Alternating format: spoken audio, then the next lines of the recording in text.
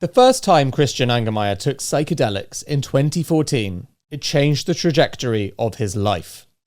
Nearly a decade later, he's become one of the most influential voices in the worlds of biotech, crypto, and anti-aging. People look to him for guidance on the next big thing. They invest in his ventures, hoping to be part of something groundbreaking. And they listen to his bold ideas about pushing the boundaries of human potential. It is not hyperbole to say that Christian is one of the most visionary entrepreneurs of our time. Christian Angermayer is a German founder, entrepreneur, and investor known for his bold moves in spaces like biotech, crypto, and psychedelics. One of his latest ventures is a perfect example. It's called the Enhanced Games, and it's setting out to be the Olympics of the future, but with one crucial difference. Performance-enhancing drugs aren't just allowed, they're encouraged. Christian's approach to business and life is supposedly about embracing the controversial, but that's what makes it so compelling. Everyone can relate to the desire to challenge the status quo. Everyone knows the feeling when society tells you something is impossible or off limits, but you want to pursue it anyway. But I bet you won't find it surprising that some of Christian's ventures, like his advocacy for psychedelics or his new sports competition allowing performance-enhancing drugs, are, met with skepticism and pushback. But that's what being a visionary entrepreneur is all about. And I, for one, can't wait to see where Christian's unconventional approach takes him and us next. Stay tuned. My conversation with Christian Angermayer coming right up. The reason I want you on the show is you've just embarked on something new. And, it feels like you're always embarking on something new, which is like the sort of exciting nature of what you do. But this is different because this is, I would say, very controversial. Not that some of your other work isn't controversial, and your psychedelics, and we can talk about that. We spoke about that quite a lot last time. But I want to talk to you about the Enhanced Games. Why did you even want to start the Enhanced Games? We'll come on to what it is, but what was the motivation to making you want to start that? Okay, I mean, in one sentence, by the way, because if people now hear my answer, what it is, it's sort of think about Olympia, but so a sporting event for athletics, hopefully already next year, but with the big differentiation that performance-enhancing drugs, people would colloquially maybe use the word doping, are not just allowed, but actually endorsed. So we want people to use science to really show what the human body can achieve in sort of peak plus version. So all credits to my co-founder or the main founder, Aaron D'Souza. He's a long-term friend. He came up with the idea, told me about it. It was a very rough idea. He said, why don't we do that? Interestingly, then actually, when we digged in, it's an idea which is floating around since decades. So there is Saturday Night Live sketches about it. And I met so many people who were like, actually, I thought about it, that this would be a fun idea. We were just the first ones who said, let's do it. Yeah. And so I jumped on it because Aaron said, hey, do you want to do it with me? And I was like, love it. I love controversial stuff in a good way, because not for the sake of being controversial, but sometimes it shows you there is a void or a need. And so it's also pushing at a cultural requirement. Yes. There's obviously, these are the riches in the niches, as they say, but this is a big niche. Yeah, and a nonsensical sort of cultural blockade. And we had done it already once with psychedelics, which, by the way, interestingly reminds me in so many ways. It's different, obviously, because the psychedelic business we have is medical, and it's sort of a biotech business, while the Enhanced Games is sort of a media sporting business. But from a macro perspective, it's very similar. Because people don't remember, because most people came to psychedelics or came to learn about psychedelics, even when we talked about it, it was normally at a time when they kind of already became mainstream. So people think, this all started 2018, 19, 20. So I started really doing podcasts because people started being interested about psychedelics 2019, 20. I had worked on it since 2014. And the first years, it was actually much harsher than Enhanced Games now. The first years, almost every single person I talked about in terms of how, because at the beginning I didn't even know what to do. Like sort of I had to form then the idea to start a biotech company, which we then did with Compass and Atai and all of that. But like when I talk to people even about in the early days as a founder, like what to do, every single person from politicians, friends I know, to scientists, to investors all said, don't do it. Yeah, it's really like, it's crazy how within literally 10 years, the world has changed so much to the better. But the early days and years were don't do it, it's going to ruin your career. Nobody will ever give you money for it. The FDA will not allow this. Like it was everybody. But even, by the way, the guys who investors who are normally very open for that kind of stuff are like, nah, enjoy, but none of them, that's the cynical thing, ever questioned that psychedelics work. So everybody said, look, it's very unfortunate, like, but we have to accept it. That's how the world is. Enjoy it in private. Like, don't talk about it. Don't go on podcasts. Like, just enjoy it for yourself. And I was like, no, if everybody tells me they work, and it's just these cultural or whatever, we have to do something. So I like these kind of stuff if it's worth doing it. So it needs to be obviously, it's quite a good cause. So like something I personally think is just wrong. And I think the fact that psychedelics were or are still, but we're in the end of this era and soon be approved, but psychedelics are still illegal. Like, but that is wrong. Yeah, psychedelics should be medically available. And the same is, I think, the view of society on, let's call it doping or performance enhancement, is also completely wrong, especially in sports. So let's change it. Long answer. Yeah, but very, very good answer. It's actually one of the things with what you do, what I notice you gravitate towards is where the science can prove that there's a benefit to humanity, but the cultural narrative in society is lagging. That's where you see a really interesting opportunity. Yeah. I would say simplified is if you, and the sentence obviously came later, but like in COVID, we all had the headlines and like follow the science or trust the science. And I was like, okay, that's actually, meaning, first of all, it's so simple, that we shouldn't need to repeat it all the time. But if we say that, we should really do that. And if we do that, let's look into the science, for example, of what we call drugs as society. And then it's my favorite part of every podcast. And I always say, like, every single person who's listening, if you want to take one thing away, please, this part, Google the chart of David Nutt. You know David, like maybe he was even on the podcast.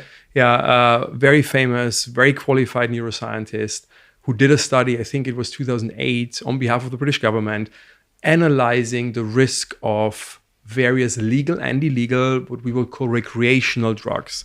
And by the way, the first amazing thing is, it's so simple, but he did, is to define risk. Because what I hate sometimes, I sit with people at a dinner, talk about enhanced games, and they are like, oh, this is risky. And then my normal answer is like, define what you mean. What is risk? And then they can't even say that. It's just they use the word risk without even knowing what it means.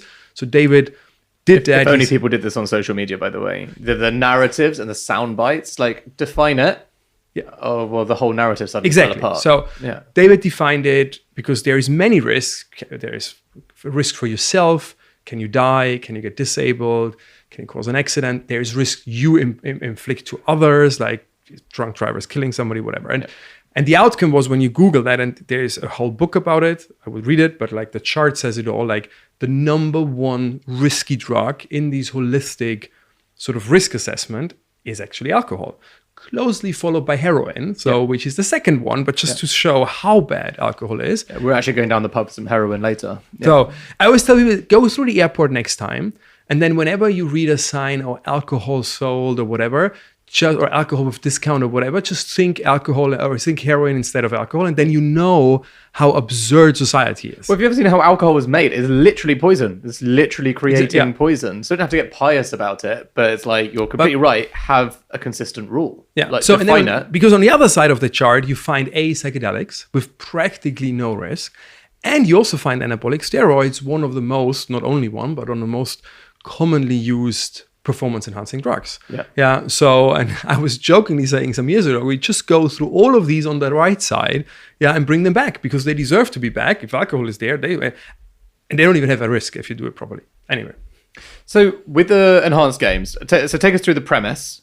And what I'd like to know is then, what is on the cards and what's off the cards in terms of what people can and can't take? And is that different country by country?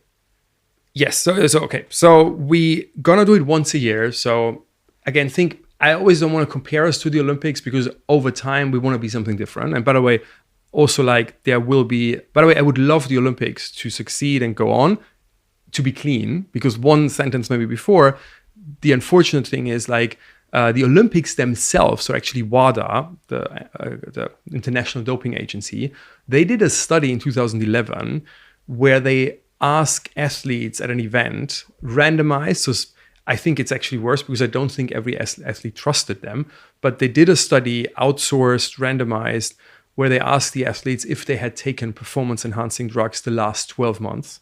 And 44% of official Olympians said yes.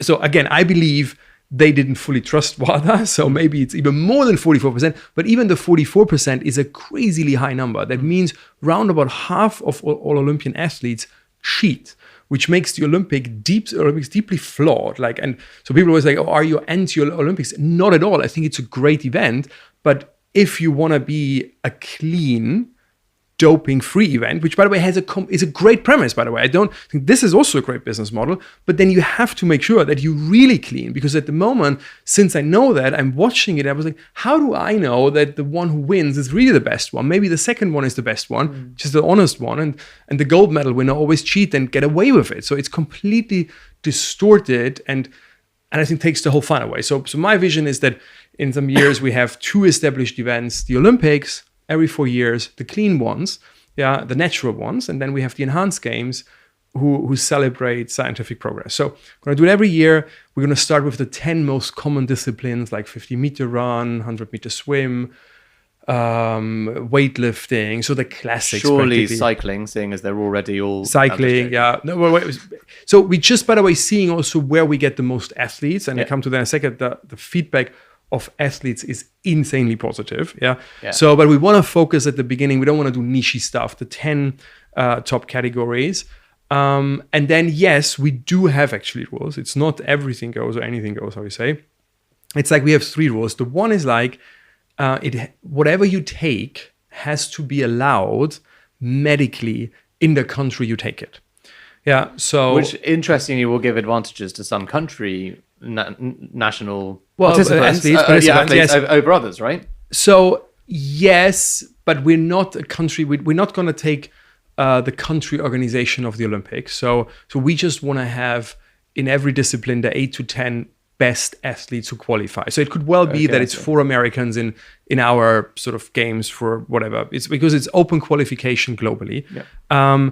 But yes, what will be, because we set the limit of medically approved substances, that maybe athletes say, oh, in the preparation for the enhanced games, I'm going to move to North Korea. Well, no, by the way, don't make it funny, because like they are actually like India, but Middle East, actually even some countries in Europe have, it's not like that just because people think it's the crazy countries. It's not. Like, it's, by the way, the crazy countries took a lot of things away. We can talk about that as well, how bad it is, like in the US. Where's actually the most, that's actually a really interesting point right then, yeah? So obviously I did make a broad joke, but so what do we find? Is Europe more lax, less lax? No, is America... Europe is unfortunately has a tendency in generally, by the way, to not just follow in many things the insanity of the US, but make it worse. Yeah. By the way, I can go like regulations and all anything. The US sets a bad precedent, and the Europeans are like, you know what? We can make it even worse. We can be even dumber, or even which is sad. And the worst is this country. Yeah, but I don't want to go into politics too much. But and by the way, it's all crazy. I'll give you one example. It's the same like psychedelics, which also shows how not just, let's forget about sports for a moment, how hurtful and how bad and not thought through decisions in politics can be. Like, you know the story, we talked about it last time, why psychedelics became illegal. It's not because they have any risk or whatever. It was a pure political scam because the Nixon government. So what happened is psychedelics were medically used. It's important because I want to make them, for everybody who hasn't heard about it, I don't want to make psychedelics consumer legal like cannabis. Yeah, it's not recreational. Yeah, because I deeply believe these are very good but very strong substances who should be done with a therapist or a doctor under clinical supervision. So we don't even want to make them prescription legal. What we are doing is, in the future, hopefully starting next year already with psilocybin, the active ingredient in magic mushrooms, you can go to your doctor, but you have to take it with the doctor together and then go home. So that was actually the case in the 50s and 60s for some of these substances. So the right thing. And then the hippies technically did it illegally because they did it outside of the clinical system. But to be fair, if somebody would ask me today on a weekend, shall I, and it's a medical answer, not a legal answer, and let's assume in a country where both is possible, should I take a little bit of ketamine or should I take a little bit of alcohol? I would say take the ketamine. It's factually healthier. But so the hippies did the good stuff. And nobody cared, by the way, because it was the good stuff. And you can totally see where actually all the positivity of the hippie movement came from: love, peace, happiness. And then they became political, went against the Vietnam War, and the Nixon government really hired. We're about to release a documentary where we talk with people who did it, the bad side, hired spin doctors and said, because the hippies were so lovable. Like, the population was obviously siding with the hippies because and cultural music was going that way as well. Yeah, what is to not like about that movement? And they were like, how can we really discredit that actually very likable movement? And then some bad genius had the idea to say, let's just make it up and say psychedelics make you crazy, because you must be crazy if you're against our beloved President Nixon. And as crazy as it sounds, that worked. They hired scientists who feel deeply sorry. We interviewed some of them who falsified studies. There was a whole dark PR machine starting with the whole might of the government in times where we didn't have social media. I think it wouldn't work today. And all of these very valuable drugs became illegal. So think about it. Well, and actually there's an even more pertinent point to make, which is for a lot of people who take psychedelics, the first time you take it, ideally is pure, free from prejudice or ideas that you might have. Is this going to be good for me? Am I going to go crazy? Anxieties, all these pre-thoughts. And the problem with that PR narrative and stuff is it actually starts to infect the innocent mind to give you a pejorative feeling going into the psychedelics as your first time, which is therefore way more likely to make you actually have that, versus during the hippie movement where that negative you expected the best, I expect because peace, I expect love, and it's exactly what happens to you. So in a really insidious way, it's even worse than that. Yeah, and think about it. By the way, we should almost make people liable for that if you say, like, because there is nothing else for mental health. So this government or the time took away a functioning medicine or group of therapeutics against depression, anxiety, addictions. Think about how many people most likely have died of suicide, of whatever, and how many people even more might have killed themselves, but like maybe had a miserable life.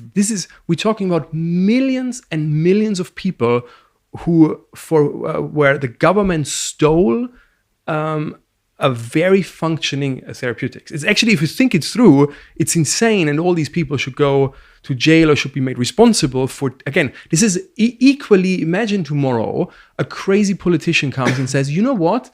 For zero reason, I'm going to take away chemotherapy." Meaning all the cancer patients would say, "What the fuck?" Yeah, but like in mental health, because of all these dark PR, it did work. Why I'm telling the long story, because it's exactly what reminds me what has happened. And by the way, I learned about it. It's not that I knew it. So it's very interesting about what we call doping. Because let's take the most prevalent or the most important group. There's obviously much more substances, but it's what you call anabolic steroids. And people are, oh my God, anabolic steroids. Yeah, it's almost like a word you like feel bad saying it. Yeah.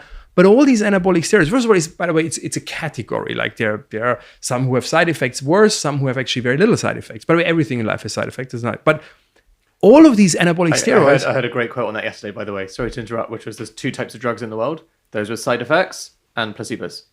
Exactly. Drink water. And even water, I think if you drink 10 liters, you're going to have some side effects. Yeah. So...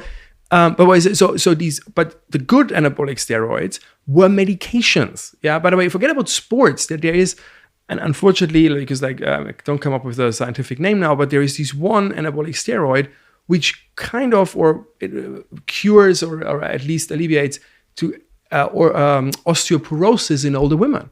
Yeah, but it is not doping. That's little doses. But if you think about having osteoporosis, I thought about my mom. She doesn't have it, but like if she would get it, I would be annoyed because there is nothing. Now they say take calcium. Yeah, and I was like, what the fuck? There was a medication which practically cured it or made it at least much better. And yes, that same medication in a doses of 30x, a sports guy can use. So, and then because the media went crazy and politicians went crazy, they were like, just let's take off the market. Yeah, you could have said, let's not allow it for sports guys. You could have said, let's make it more restricted. But taking it away and saying, I don't care about the millions of women who suffer from osteoporosis is a crime. Yeah, because you deprive people from a functioning therapeutic without giving them a new one. Yeah. By the way, the same is like, I just talked to a friend about it who has it, like, and he tried it, is like one of the most good use or real use cases for LSD was like Parkinson. And it does work. Yeah. And they took it away. I would say, and nobody, and it's even worse, they didn't provide an alternative. So you condemn millions of Parkinson patients for having no medication because Nixon wanted to have an argument. You think about how bad that is. I'm getting really annoyed about it. Like it's like so, and again, Just wait till you hear about Reagan after him. Well, so but they all it's all like these weird like media goes crazy. Politicians want to show they act, but then they tell us the whole thing and then they wonder why when they really want to be. I actually don't want to criticize them for that, but when they really try to follow the science, people don't trust them because like for decades you fooled us. You lie. You don't follow the science. You follow your personal political gains. Yeah. And now suddenly we're like, all follow the science. Exactly. So exactly when it's convenient for you. So my view is like follow the science all the time. Yeah. And that's also, by the way, part of follow the science because that also was abused actually because follow the science was used also to shut down people, for example, who criticized the COVID vaccines. And by the way, many of them were right because the right answer of science is, first of all, very often we really don't know everything. Yeah, already to suggest to the people we know everything, is already again a lie again because you don't. Yeah, and second, also the right answer, especially in biotech science, is again everything has upsides and downside, and it should be that we, as much transparent as possible, tell people about that, and then we should all make an informed decision ourselves. Yeah, and by the way, then people can either for personal, subjective or objective reasons can make different decisions. I always tell like when people say, "Oh, are you completely against alcohol?" No, I'm using it because I think people don't understand, and we're never told in school or wherever we should, how bad alcohol is. Yeah. And you don't drink, do you? I never do it. But but I can totally say if somebody says, "Then look, I know how bad it is," and I consciously say, "But once a month it gives me joy," I'm like, "Go ahead, this is great." But you know at least what is the trade you're doing. The same like, if somebody did or did not take the COVID vaccine and was doing it based on an informed basis, it's totally their decision. Yeah. So I think we should sort of follow the science, which means let's gather as much evidence as we can. It will never be enough, by the way, because there is always, by the way, there's also always the outlier, which you saw obviously with the COVID vaccine. I personally think it was the right thing to do, but it's obvious if you rush a medication, because we had an urgency, and you give it to hundreds of millions of people, there will be outlier negative cases. And they should have said that. They shouldn't have pretended that follow the science means it's completely safe. But I think for most people, it was the right thing to do. But if you're a very young person, you might have said, I don't want to do it and it's your decision. And the same we should though apply to psychedelics. And the same we should apply to anabolic steroids. Who are again much safer than alcohol. We're going to take a short break, but don't go anywhere. When we return, Christian will share the business model behind the Enhanced Games and the 3 key rules that sets this event apart. Plus, we'll dive into Christian's personal journey of self-enhancement and the cutting-edge techniques he's using to optimize his own mind and body. After this break. I'm going to level with you. I'm not the best manager in the world. I'm a decent coach, but management is my co-founder's thing, not mine. And thank God for that, because developing your team is one of the single most high leverage things you can do as a leader, which is why I'm really happy we're working with Personio. They're the all-in-one HR platform you need to handle everything, from hiring to onboarding, handling absences to managing compensation. Their features touch every point of the employee lifecycle, from onboarding right through to exit interviews. And because they automate so much of the boring but necessary HR admin, you and your managers can focus on getting the best out of your people. So, if you're leading a growing business and want to spend less time on HR admin, then book a demo at personio.com/secret leaders. That's personio.com/secret leaders. There's a link in the show notes. Coming back to enhanced games, talk me through the business model. So I'm familiar with other businesses. I understand how a lot of them work. With enhanced games being like media, like you say. So how does that work as a business model? Like, how have you set it up for investment? What does it look like when it grows? Well, the typical sporting event, where do you make money? The one is like you make money from sponsoring. Yeah. So corporate sponsors in any form, logo, whatever. So the second... Are you looking forward to KPMG, PwC? So the crazy thing is we did not expect so many positive interest from the corporate side. Really? We get bombarded with requests, like for sponsoring. Then the second big thing, it's actually the biggest one, is media rights. TV, but social media, like streaming rights, whatever.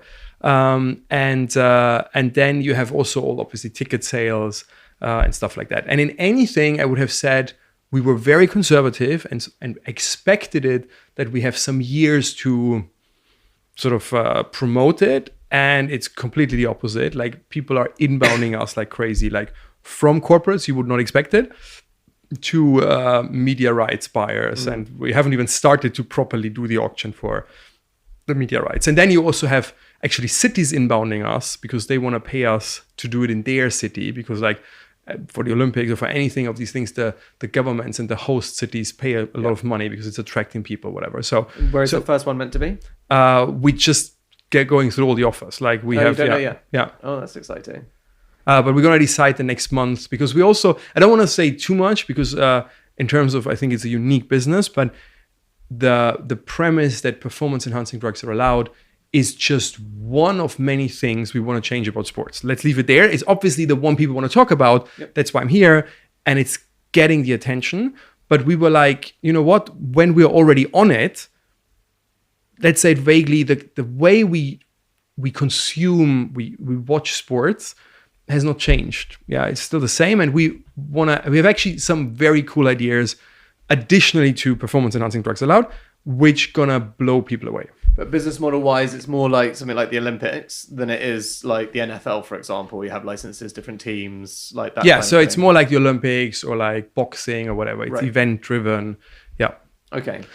And if you can go back, because always when I start, I go off, sorry for that, like, because you ask like, what are the rules? So I said, rule number one is, because it's important, because we're not loose. And health is the number one priority, meaning I can't do biotech and then do something reckless. And I don't want to, because I want people to be happy and healthy. Yeah, so like define risk. Yes. At the end of the day, right? That comes back to the same point. So, but our rules are, you have to take medically approved drugs. Because why again? Because then you know upside and downside. Again, they have sometimes downsides, but you know it, and you can make the conscious decision. Yeah. By the way, for example, that means, because people always ask, crystal meth wouldn't be allowed, because there was just a headline in Germany that a volleyball player did crystal meth as doping. No, wouldn't be allowed, because you wouldn't get a clean version of it, because that's already, by the way, think about like at the moment, because doping is not, at least from the IOC perspective, not allowed. They all do it in the shadows, but that is already bad because they order it on some websites. They don't even know what they get. Market. So in our case, they take whatever in their country is medically available in the pharmacy. You get pure stuff and you know what you take because it's a medicine. Second, you have to have a doctor, and that doctor has to come out publicly and say, I'm the engineer. It's a little bit like in Formula One. You're going to have a chief engineer. He needs to be on your website, and he needs to take responsibility. So you need to find somebody who's with you as your doctor, as any doctor should, is saying, look, that's the right way to do it. If you want to go crazy as an athlete and want to take 10x what you should, this doctor will say, no, not under my watch, because my reputation, I'm publicly responsible for that. Yeah. And then the third rule is you cannot have bad side effects. What does it mean? Like, let's take anabolic steroids. The most common side effect, if you do them wrong, that's the point, is yes, if you do a lot of them, you could get a heart failure, heart problem. Yeah. But that already means you do them wrong, because like it's a question mainly of quantity. Yeah. Again, the woman who actually used a certain anabolic steroid for osteoporosis, she didn't get a heart problem because she takes a little bit. If somebody decides, you know what, I just have 3 months and I try to jag it and do 30 times as much as I should, there will be a problem. By the way, if you drink 30 vodka shots, you're dead. Yeah. There's always like, it's not just the substance in itself, but it's like, it's dosing. So if you do that, you're disqualified. And by the way, it's so easy to measure. We're going to do a full health checkup, including a full heart checkup. By the way, we're going to do it, not like what the IOC does, who says, oh, you can do it at home and send us the documents. We do it on site, which practically makes that the safest games ever. Because if somebody sort of violated our rules and took too much and has a heart problem, he or she is not going to start. Yeah. And that sets also a limit, or kind of is incentivizing people to do it properly, because otherwise everything was for nothing. So these are the 3 rules. Approved medication with a doctor, and you can't have side effects. So you've been talking quite a lot about, the things that could change about sports, the things that are missing that we can maybe reflect on and do something a bit different. But what are the fundamentals that just shouldn't change? What is actually going so right that you would never see a need to touch? Well, I would say that's maybe it's half the answer. Half the answer is like, sports should never be any health risk for any participant. By the way, I would say that for high school sports, which by the way already is, this is what I believe, but I would say, is this actually the right answer? Because like we have many sports which I would never do myself because they are very risky. By the way, like American football, rugby. If you play rugby, American football, forget about performance enhancement. The sport itself, is utterly dangerous, especially for brain health. Exactly. Think about all of that. Should we say, no, this is illegal? No, but we should talk more about it. Yeah, because I don't think all athletes know that. Again, it's always, my point comes always back. So, but I would have said, if I give you the answer about what we will do ever as a pyro, not just enhanced game, I don't want to put on things which put people at risk. It wouldn't be what I want to do. Yeah. Although there are sporting events out there, approved ones, normal ones, who put people at risk. Yeah. So, or more at risk, because even in soccer, you can break your leg. It's like risk is such a fickle thing, by the way. And again, as long as people got to define it. So, once again, comes back to that. But otherwise, I think sports should be fun, and hence they can be defined because, and there is no one way or the other. Again, I don't want to change the Olympics. Yeah, they should be just the clean ones. Yeah. And I don't want to do something new, and then people can decide what do I watch. At the end, the viewer will decide. And I can see actually that in some years we're bigger than the Olympics in terms of fans, whatever, because it's just more exciting. But I don't think there is one core thing to sports which should never change, because like at the end, sports are fun, and like and people define what fun is. By the way, the Olympics in the old days were super enhanced for their times. Because people are like, oh, the Olympics should be clean. I was like, by the way, that's not even historically correct. Like the original Olympics, everything was allowed. Like there was just not a lot of things you could do because they didn't have so much medicine, but they took a lot of actually poisonous stuff because it numbed them. And for a lot of things, like, when you have a injury and you just don't feel it, you go on and stuff like that. So they took bull testicles, because they already knew this is kind of giving you whatever, an energy kick. So they tried whatever they could at the time. So it was actually the real Olympics were the enhanced games. Okay, moving on. Speaking about enhanced lifestyles, you do quite a lot of things.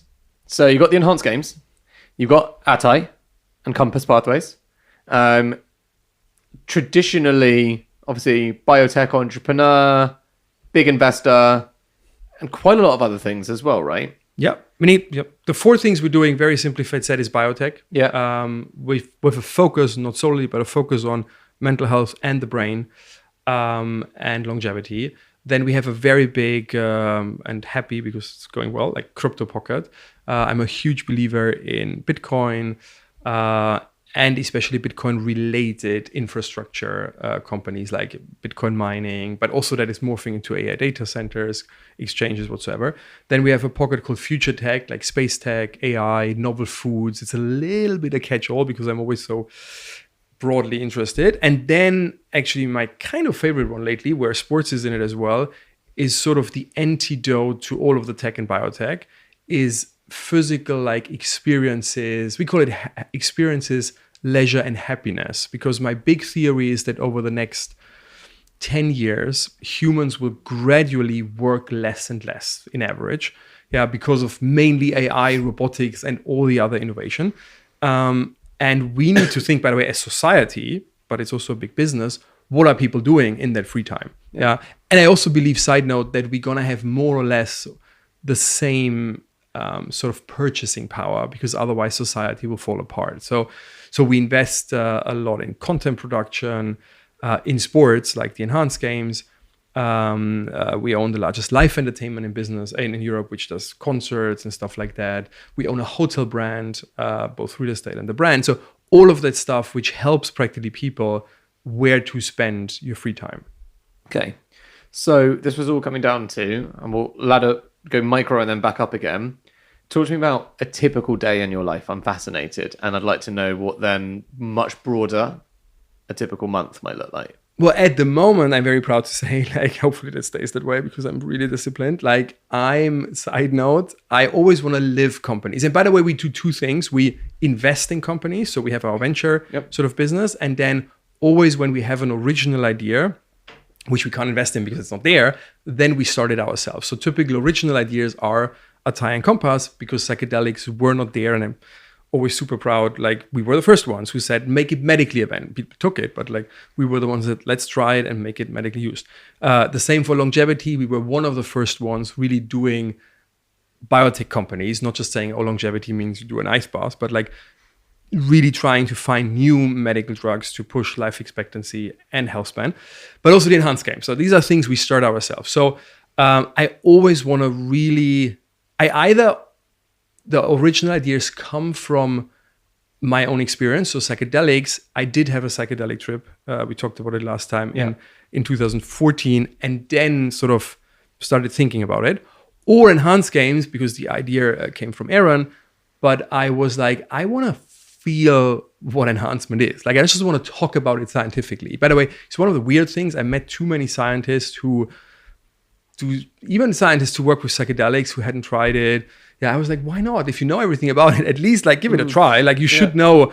And so I'm at least that person. If I talk about something, if I promote something, if I start a company about something, I want to do it. So I'm actually at the moment going through the sort of kind of program, both substance-wise and training-wise, what an Olympian athlete would do who wants to be enhanced. Okay. So fascinating. What is that? In your day, like I'm training. First of all, by the way, it's not just the stuff. Like it's a mix of supplement of performance enhancing substances combined with training. You can't get it for free. Like you need to train. And what a little bit if you take loads of steroids and don't train? Nothing, but you wouldn't use it really. It wouldn't be worse, but like it's nothing would wasted. Like it's a little bit like, and again, they can have minor side effects. Like why would you do it then?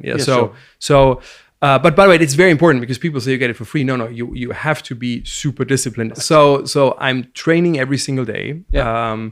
I feel literally 10, 15 years younger. And you really know, like, it's small things. First of all, you don't get tired. You don't have soreness really, a little bit. So you know you did something. But like the next day it's already gone again. Like, and then I remembered, wow, this was training in my 20s. Like, that's how it felt. Like, you wake up in the morning. It makes me sound so old. But like, since some years, you wake up in the morning, you're a little bit, this not like, now it's all gone. Like, it feels like I'm in my 20s again. Yeah. So just to pick up on that point. So actually the thing that you've noticed from the steroids particularly is actually rate of recovery.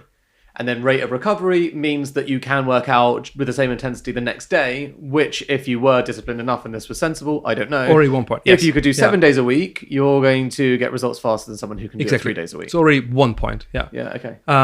So that is coming to your question with how my day looks like. At the moment, I'm starting it with sports every single day. By the way, What does that mean? Literally take us through. What do you do? You wake up at what time and then you do what? Well, I'm not waking up with an alarm clock. That's one of the big luxury things in my life, because I think sleep is so important. So, but I normally wake up between 8 and 9, and then I go with my trainer to the gym.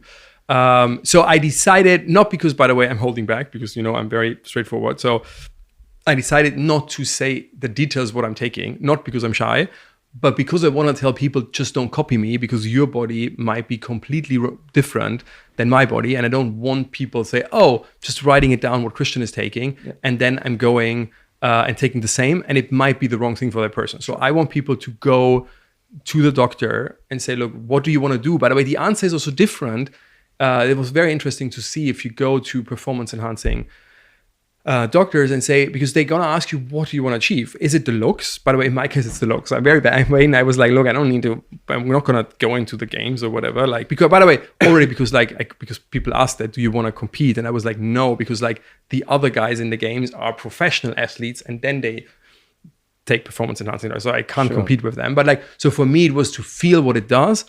But then I decided, let's optimize the looks. Yeah. So optimizing for aesthetics, which is different from optimizing for strength. For strength or for endurance or whatever people want to do. Yeah. Then it's different from your age. It's different from which kind of testosterone do you already have. Like, and all of that. So you need a doctor. It's a little bit like a menu, and you need to be honest to the doctor, because like he can just like, but it's different if you're a swimmer or if you're a runner or if you're a weightlifter. Yeah. So I'm doing practically, my doctor is always jokingly saying that, but like I'm doing the men's health cover workout, because like that's what you want to, I think, let's optimize the looks. And there is a whole stack, which is, by the way, the basics you can say is testosterone. Anabolic steroids are just synthetic versions of testosterone with nuances. And then you have human growth hormones, like for that sort of, let's call it optic stack. Like you would take different things if you're a cyclist or if you're like a swimmer, or at least additional one. And for, you talked about some of the times in your life where things don't quite go so well. It's because you rushed into them. Yeah. And obviously, as an entrepreneur, you've had a lot of success so far in your life as well. I'm sure plenty of failures. We've talked about them before. But, the reality is, at some point, do you feel like you get addicted to the success and you are struggling to sort of identify what enough looks like? So you're always kind of like trying to identify what the next opportunity looks like. Because at what point do you have too many things to be able to enjoy the presence of each thing? Does that sort of make sense? No, 100%. Because you're an opportunistic person. That's the thing that I like about you. You spot opportunities, you go after them, you invest deep in them as well. So there's a lot of like financial upside and downside into these things. You make big bets into things. But that also creates like, a responsibility to have a lot of care and attention to these things. So how spread can a person get and do it well? Yes, the big question of my life. It's really like I have no answer, because like I'm not struggling, but I'm thinking about it, neutrally said, literally every single day, because like I have always more ideas than time, which is that, again, I think I'm very lucky, because I know many people have no ideas and a lot of time and are bored. Like literally I have too many ideas. So what I tried, and it's never perfect, because like, but it's a work in progress that sort of, I have an organization. So by the way, it's because it's not a one-man show. People always see me, and when I say that for portfolio companies, that where I'm always emphasizing enhanced games is Aaron's idea. At Thai, I have an amazing team. Like for everything, like people see me, but I'm not the one who's sort of running all these companies. But similarly, these companies need a face to them anyway. Yeah, it's helpful. So exactly, just saying, because we live in a time where like, oh my God, Christian is doing that all himself. Sure. Like so I'm the representative for some of these ideas, but I'm not the only guy. So already at Pyron, so in my investment firm, we have around 50 people, 50, who are taking care of things with me together, with my input, whatever. And sort of, I think we're a well-managed shop. And one of the duties of my colleagues is to make sure that the ideas Christian have, and his are managed, and my time is managed, and sort of, that is still a constant struggle, because I have even more ideas, and then I need to discuss with my colleagues, and I'm very persuasive, but it's a work in progress, and I think we're sort of getting the balance, Before we continue, let's take a quick break to hear from our sponsors. When we return, Christian will share his secrets for finding the right people to work with, and the game-changing leadership lesson he learned from President Obama. We'll be right back. Are you building a SaaS or venture-backed business? Or are you just trying to grow internationally? Well, if potential customers or investors haven't already asked you about ISO 27001, SOC 2, or GDPR compliance, they probably will soon. Achieving compliance can unlock major growth for your company, but the process is often time-intensive and costly. This is where our partner, Vanta, can help. Vanta automates up to 90% of compliance work, getting you audit ready in weeks instead of months and saving you significant costs. Plus, Vanta scales with your business, helping you successfully enter new markets, land bigger deals, and earn customers' trust. As a special offer, Secret Leaders listeners get 20% off Vanta when they go to vanta.com/secretleaders. That's VANT.com/secretleaders for 20% off. There's a link in the description. How do you find people to work with that are able to not dampen your enthusiasm and that kind of energy and attitude you have, but are definitely able to call you up on your bullshit and remind you that, no, actually, Christian, I love that you're that passionate, but this is actually a bad idea and you don't have time? Like, is there a certain type of person at this point in your career that you're like, that's the perfect type of person I like to hire? Well, you need different types, and this is to simplify the answer. But I think one, and again, some things I'm always worried that they sound like a soundbite or a phrase, but like, I think I'm really, like is the wrong word, nobody likes it, but like, I think I really can deal well with critique and pushback because I appreciate it. That is maybe the right English word, because like, I hopefully I give my colleagues that impression, and also like, I think they know, because like the ones I like the most or really appreciate the most are actually the ones who tell me sometimes what I don't want to hear, in a nice way, by the way. You can like, so like critique is like not a bad thing. And like, so I try not to become, because like I definitely realize, hopefully not so much within Apeiron, but in my life, that the more successful I got, the less people tell me what they really think, which is simple, but it's really hard to manage, because like I don't, by the way, it makes people very boring. So I think people don't even realize if they behave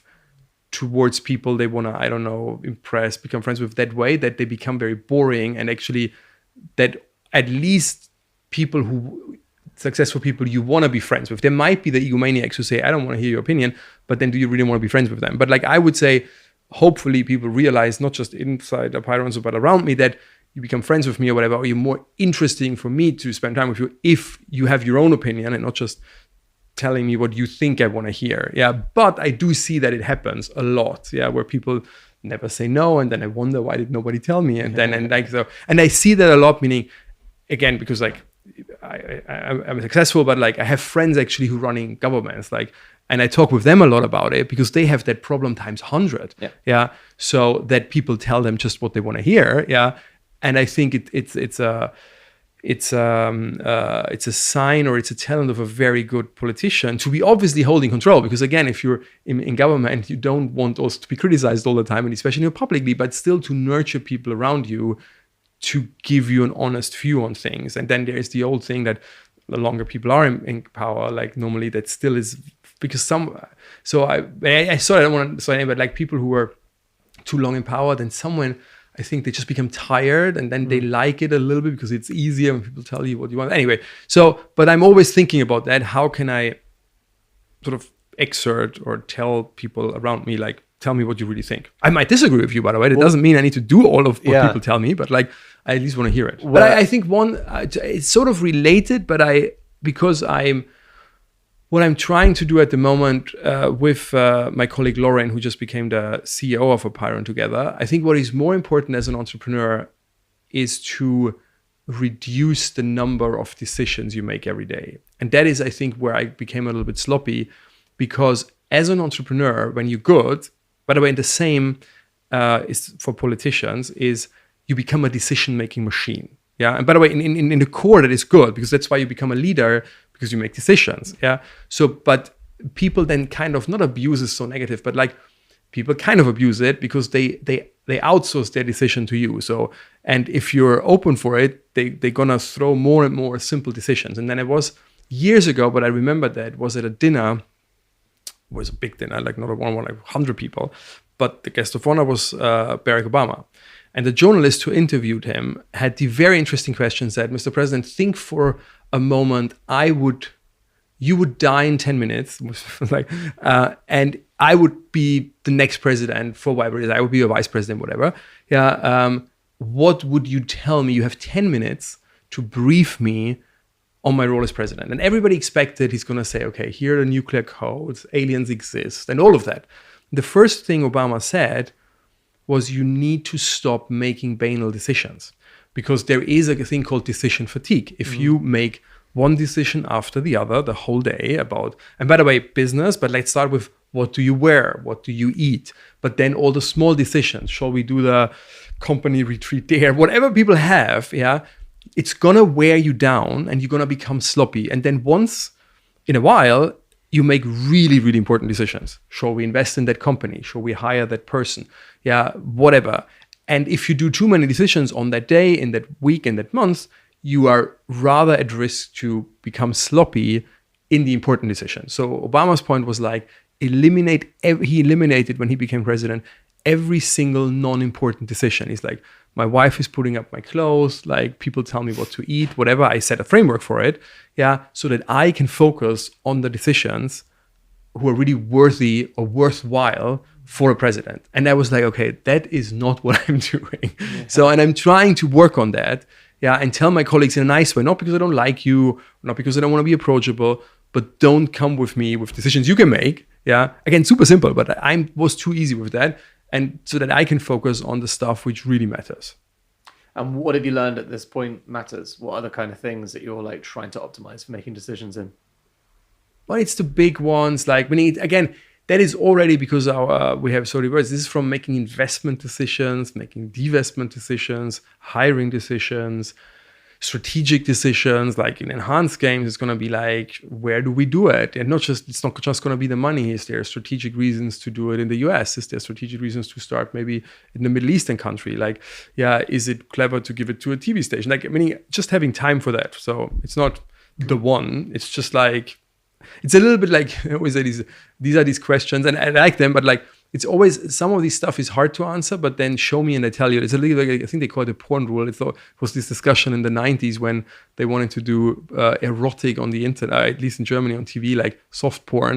And then it was the whole discussion where soft porn ends and where does hardcore start. And the answer was always like, it's hard to define, but show me and I tell you. And the same with these decisions. I think every entrepreneur who's listening, you're going to know what I mean. There are a lot of questions to you and decisions to make which are not really valuable. And when I tell that you now and you become receptive for it and you think about it, you're going to know these stuff. And then they're the valuable ones. So on the strategic, like I say, you got lots of things going on in the different categories. Just to recap on some of the things you've said: enhanced games, psychedelics, AI, crypto, biotech, longevity. There's things. Is that all sort of wrapping up towards a clear vision of where you want your life to go? Like you obviously big into longevity, you're currently 140, looking very good, by the way. So, what's your target age you're trying to live through? And have you got a plan for how many productive decades you've got left in your life? And where are you looking to take that? Okay, many questions. So my target age... Sort of the same question. Like, what the fuck are you planning to do with your life? Yeah, so no, my target age is living as long as I want to live till I don't want to live anymore. I really don't have a target age. I would say yes. And by the way, then you need to give me time because then I want to explain it. I would say it might be some 100 years. And I think I'm going to have that option. But because like short version is... there is at the moment incredible success, not visible because it's not on the market yet, but in biotech, about extending human lifespan, so the time we live, and by the way, also the health span, because people then who are listening might think, oh my God, I have a 90-year-old granny and I don't want to add 10 years, and I understand that, but we're going to rejuvenate people, so people will be younger and healthier, and at the same time live longer. And I deeply believe that we're going to see in round about the next 10 to 20, let me give you a window, that one famous year where we're going to add more than 1 year of life expectancy scientifically. So more than the one calendar year you lose. And from that point on, sort of, it's practically like, I think you call it rat race, like the race is won because you're adding more than you lose. Yeah. And that's going to come. It's called aging or longevity escape velocity. And I think that already me, 100% my 10, 15-year-old godsons, they gonna have that. But I think I'm gonna have that as well. But like, I'm in the middle, so meaning, or I'm at the brink, so I need to make sure that I'm not dying of stupid stuff the next 10, 20 years, which is practically mainly focusing on not getting cancer and not getting a cardiovascular disease, which, by the way, already sets a limit of what I can do with enhancing, because if you do too much, you're going to have cardiac problems. And I don't want that, obviously, because that would be a stupid trade. But I think I'm already in this category. So what does it mean? It gives, hopefully, me and then hopefully every other person in the world the opportunity to live as long as you please. And I can't tell you right now. If you would ask me right now, I would say most likely hundreds of years. But maybe with 120, I'm like, you know what? Now I had the 120th Christmas, the 120th birthday.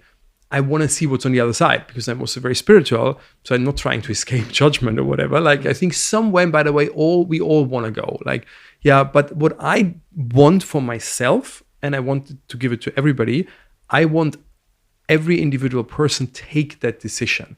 By the way, which also means if we're successful, and there are many other great companies who are working now on longevity, we need to ethically redefine how to end this life, because we cannot force people, even if we think it's great. Like, there might be a person that I'm super healthy, super happy, but I just don't want to go on anymore with 150. And then we need to allow people to end that. So I think with extreme success in longevity research, we're also going to redefine what dying means. It's going to be like more like a conscious decision where you invite all your friends and say, look, now it's time to see if there is something on the other side or not. But that's what I want to achieve. I can't tell you then how long I want to go on. I think I'm the type of person, because I'm easily excitable, I'm always like novelty, who wants to go on for very long. Let's see. By the way, I do also believe that psychedelics are very related to that, because psychedelics, like, as kind of a side effect almost, also rejuvenate the brain in terms of it makes you younger in terms of seeking out novelty, being creative, whatever.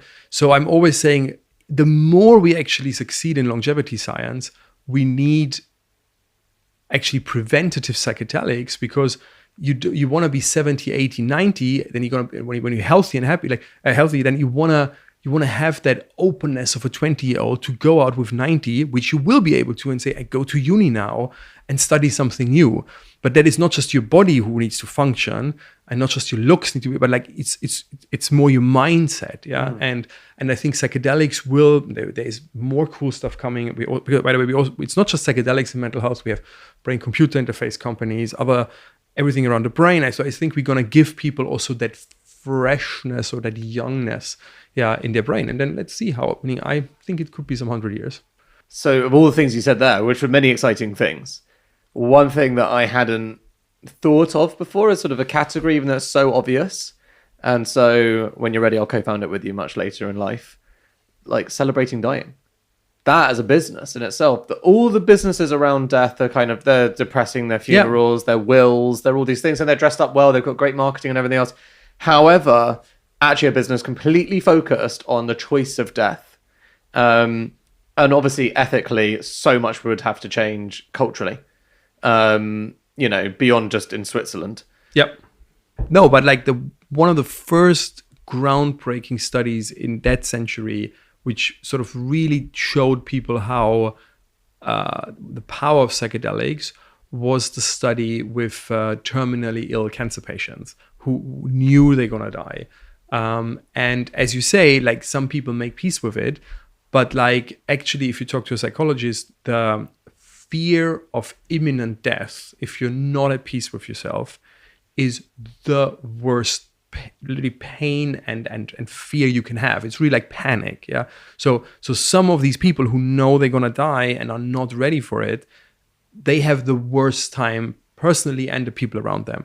And that study showed that with psychedelics, you are able to, I can't remember, I think it was like 60 or 70% like sort of remission rate, because it brings you at peace with it, and so gives people like a a proper one, which is for them and their loved ones. And like, I had actually a friend whose mom was dying, and they had a strained relationship. And my advice was like, look, it was in a country where it's legal. It was just an advice. I said, you're gonna go with MDMA to your mom, and you're gonna do MDMA together. And he cried after, and he was like, it was the best thing I could have done. Yeah, because they are peace and they love each other, and like, yeah, and that's where it should be. You should celebrate that the individual person should do psychedelics, yeah, for being ready for the journey, and then I think with your family should do MDMA. Love it. Okay, you've got 10 minutes left, where someone, me, is going to take over all of your companies and everything that you do. Oh my God. You got 10 minutes to give me advice on what I need to do. And I probably can't handle doing all of it. So you probably have to select which area you think I should give the most focus to in everything that you do. What's the area that you think is going to make the most impact for humanity out of everything that you do, that you leave to me? And what is your advice for me that I'm going to have to focus on to do it well? Well, I think it's a biotech business. Overall, if you say the whole block, and then within the biotech business, I think, but all of them, like longevity is obviously a huge impact if we give people more years, if we give people happiness. Like, we haven't talked about it. Maybe we should, because it's my favorite other portfolio company, then we have touched all of them, is the brain-computer interface company, because I think that could be one of the most transformative companies if we succeed there. So before, what does that mean? Is that like Neuralink and Kernel? Yes, and stuff and it's like already bad. Not bad. It's already very like painful for me, because Neuralink, I have to give it to Elon Musk. He's a great marketer, but they are way behind us, because like he's just treating the first patients, and the portfolio company of us, it's called BlackRock Neurotech. Yeah, nothing to do with BlackRock, the asset manager, because they're in Utah. Yeah, where BlackRock is like a sort of nature thing. Yeah. And got to give it to the branding guys that did make it confusing. Yes, we're gonna change it somewhere, but everybody knows it's them. It's the Barclays Bank Neuralink. But in science, true. But in science, everybody knows them. Yeah. No, but we want to change it, the name, but it doesn't matter. But like, they treat people since more than 10 years, so they inject or they insert chips. And while that sounds outlandish, we're doing it at the moment for two groups, like quadriplegic people and then people with ALS. ALS, is the one where you get locked in your body. And at the very end of ALS, you can't even move your eyelids. Like every single, I'm explaining it for people who don't know it, like every single muscle fails. Yeah. And at the very end, that means you can't even move your eyelid, you can't even move your fingers. And that is maybe one of the worst diseases, because your brain your brain is fully functioning. It's not a brain disease, it's a muscle disease, meaning there are people who are 40 who develop ALS, and most of them, by the way, kill themselves. And that's one of the rare diseases where it's actually allowed at the very end, because like, I think we all can't imagine how it is being for like decades locked in your body and you can't communicate. So we had, for example, I take that just to show how far BlackRock Neurotech is compared to anybody else, including compared to Neuralink, is like, we have a patient since years, and he would have killed himself. In this case, it was even more complicated because he was very religious. So they didn't even know if he should and could and wanted. And so right before his last sort of muscle was vanishing, we gave him a chip in the brain, and he's now thinking, and the computer is speaking for him. So we've mastered a very basic form of telepathy, where he's sending via the chip we gave him his thoughts to the computer, and the computer is speaking for him. Yeah. And by the way, we have another project where we're working on a new hearing aid, where we would not use the broken ear. By the way, hearing aids, I didn't realize that, are complete shit. Like, I always thought when people had an hearing aid, they're gonna hear 100% again, but this technology, the normal ones are so old, you hear like 20-30%, so it's always a combination still of hearing aid and lip reading. And we will be able, because we're sending the sound directly to your brain and not using the broken parts of the ears, to bring people back to 100%. But if I combine these two technologies, then you can send thoughts from one person to the other, and we're going to have telepathy maybe already in 10 years. So it sounds like you've managed to narrow down and pick the one. Well, the pocket, I think, by the way, now but this is the hard part, right? There's so much interesting stuff in the frontier. Yeah. There just is. Like, it's phenomenal. And I want to be involved in all of them. Of course. Why wouldn't you, right? Exactly. Like, of course. And to answer, by the way, what you said, But decision fatigue. So this is the thing. So this is your final test for secret leaders. I rather fail. No, I rather fail than losing out on one cool thing. Yeah, but I wanna just do things which excite me again, because why should I do something which is boring for me if I don't have to do them? Yeah, and then if I look at our portfolio, what this all has in common, I want to really be a small part of helping to design the future and the world we live in. And obviously that means I want to do things and invest in things and start things. I personally like that they exist. So, or negatives or excluding, I wouldn't invest or do something which I'm like, okay, this is bad. I don't want that in my life. Why should I do it? Again, so everything we do, I'm both proud, and I also think, at least there might be people who say, oh, but I think our things are so who wouldn't like people to be happier? But like maybe in Hans games, maybe there are people who say, oh, this shouldn't exist. Yeah. But I believe it should exist. So I want to push it. So, but that's the red sort of connective thread through our portfolio, that everything we do is things I'm proud of. And I think they should be there. And I'm proud of the hotel brand, like, because people go there and have a good time. And yeah, it's all about really designing the future and making, either in a very concrete way or in a more like indirect way, people happier and healthier. Okay. I can only imagine the 100 things you're going to do as soon as you leave the interview. But I also really appreciate that you've given us a lot of time. So, Christian, thank you very much for joining us on Secret Leaders. Where can we find out more about the Enhanced Games? We have a website. It's hopefully enhanced.org. You can follow me. I'm posting a lot about it on Twitter, which is C for Christian _ and then my last name Angermayer with Mayer, or on LinkedIn or on Instagram. On Instagram, it's just my full name without a dot, whatever. Like, I'm very always vocal about the things which excite me, which is psychedelics. Oh yeah. So if you want to learn more, follow me. Amazing. Thank you, mate. Thank you. Great pleasure.